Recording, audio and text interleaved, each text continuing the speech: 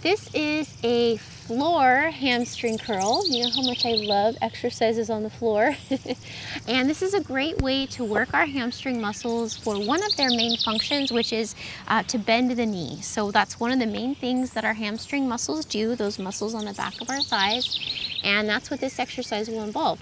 All you need is a band and a foam mat, or just somewhere comfortable to lay down. A towel or two might be nice for putting under your forehead and underneath your stomach potentially, but not totally required. And you need a really nice low, not a nice, it doesn't need to be nice, just a low place to anchor the band. So somewhere between the floor and 4 to 6 inches high. That will get the best range of motion. Let's go ahead and get started. All right, let's get into position for the floor hamstring curl with our 2 legs. Going to be working on this one. You're going to take your band, you're going to mount it as close to the floor as you can. This will get you more range of motion, around 4 inches from the floor. And if you're using a loop band like this, which is what's going to be best for most of us, usually you might even use something stronger. I'm using a lighter one for demonstration purposes, but since we're using both legs at once, we can use more resistance for something like that. So you take your loop band, you loop it through the thing and through that so that it's, you know, nice and secure. Or if you have a different mounting system, that's fine too. All right, so once your band is mounted, you're going to be laying out to the center of it, right? And we're gonna loop it around both ankles. And I find that I do need to wear shoes for this so that the band doesn't come off my feet. I do a lot of my workouts without shoes, but this one does need shoes.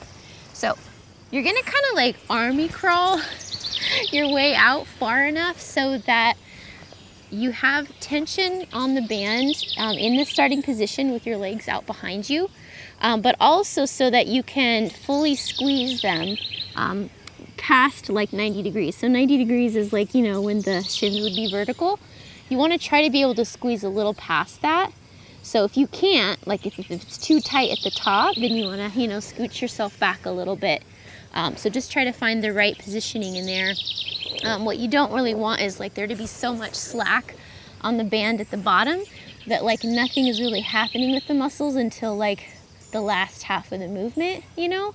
So it's best if we can try to get some good tension all the way through the full range of motion, okay?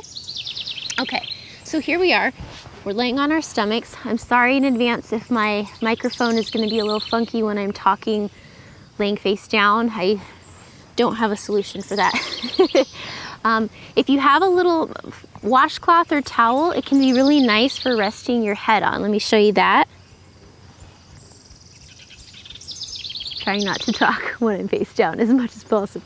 So that's what that looks like. It just helps you keep a neutral neck. Our neck muscles are working against gravity when they're in these types of positions, and that can get kind of tiring for them. So this helps support them. Now, one other thing I wanted to point out before we're ready to kind of like, you know, do the exercise is that sometimes for us, laying on our stomachs like this can cause pain in our low back area. So if you're feeling that, there's a couple things to do. So the first thing to try is engaging your abdominal muscles, pulling up, you know, kind of pulling that belly button into the spine, and see if that, you know, gets rid of that feeling in your spine, okay? So try that first. If that doesn't help, you can also take a small towel and put that under your stomach as well, okay? So that'll just help it so that your low back isn't arching, okay? So that's your other option as well. Hi, I'm Razel. If you're a woman in your over 40s like myself and you've been wanting to get into strength training, but up to this point you've just felt intimidated and worried that you'd get hurt and just don't know about proper form, I really try to break each of these movements down in a way that's understandable and makes you feel safe and comfortable doing them.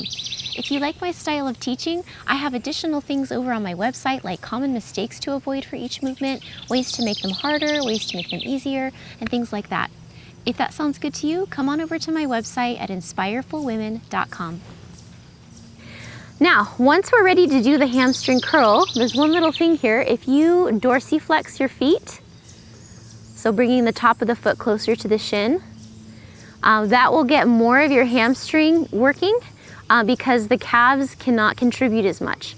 If you want to go ahead and just let the feet be however, or even point them, that is totally okay to do. It's just it will use the calf muscles a little bit more, which can be completely fine. You know, you get a little calf workout as you know, if you like. If you feel like the band you're using is too hard, definitely point the toes, right? Because now the calf can help you and maybe then it'll be doable for you. Or, you know, if the band you're using is too easy, definitely flex the feet there so that, you know, only your hamstrings can contribute. So that's just another thing there. Last thing before we start is you want to start when your legs are, you know, straight out before you've done the rep. You want to just try to think about keeping your glutes soft to start. They are going to contract as we get to the top of the movement, but we're going to try to let our hamstrings do more of the work at the beginning and then let the glutes kick in naturally, which for most of us is going to be right about once our knees are flexed more than 90 degrees. So kind of in this range is when the glutes are going to be like, rah, I'm on now too, right? So this port to here, you just think about more of the hamstrings back here, contracting to bring the legs up, and then around here, now the glutes are also chiming in, and we're gonna do a nice squeeze at the top of both the hamstrings and the glutes, okay? All right, so I've gotta put my head down here now. Remember to keep the abdominals engaged. Feet are here, dorsiflexed. Squeeze up. And you wanna make sure to control the lower.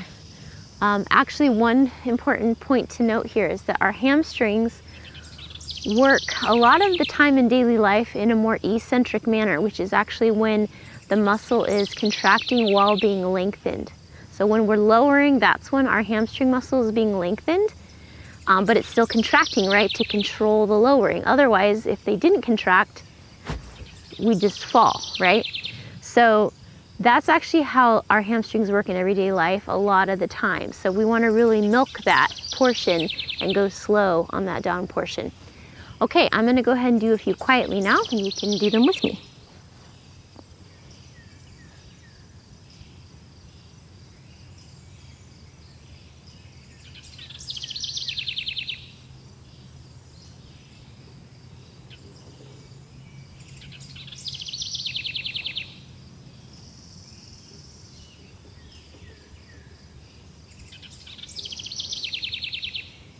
So that's what that looks like. Remember, when you get to the top here, really try to squeeze the hamstrings and glutes a little before going back down each rep.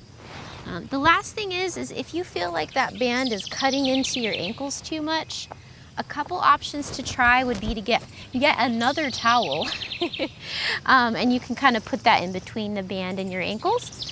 Or if you have any pool noodles laying around, you know, from the kids, the grandkids when they come to visit in the summer, you can cut a piece of pool noodle off. They'll never miss it, you know, just that last little 4 to 6 inches. And you can wrap that around here and then put that on your ankles, and that can help cushion it as well.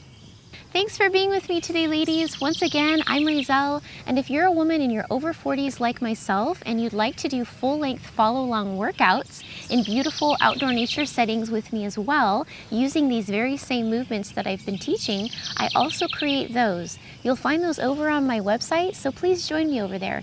That's at inspireforwomen.com.